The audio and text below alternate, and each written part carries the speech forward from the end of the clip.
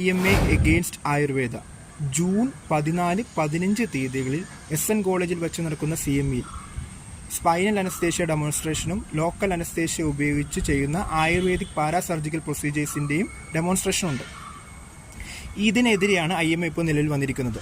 ഫിസ്റ്റുലയ്ക്ക് വേണ്ടി Ayurveda doctors local അനസ്തേഷ്യയുടെ സഹായത്തോടെ ചെയ്യുന്ന ഒരു പ്രോസസ്സാണ് ക്ഷാരസൂത്രം എന്നുള്ളത്.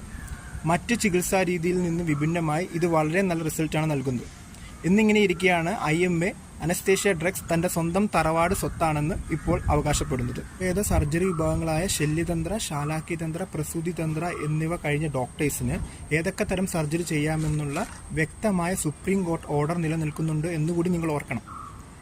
ബൾബിനും പെയിന്റിനും മാർക്കിടുന്ന IMA അല്ല ആയുർവേദ കുട്ടികളുടെ സിലബസ് തീരുമാനിക്കുന്നത്. അത് national commission of Indian system of medicine അഥവാ NCISM ആണ്. ഈ വിഷയത്തിൽ ശക്തമായ പ്രതിഷേധവുമായി ആയുർവേദ മെഡിക്കൽ അസോസിയേഷൻ ഓഫ് ഇന്ത്യയും രംഗത്ത് വന്നിട്ടുണ്ട്.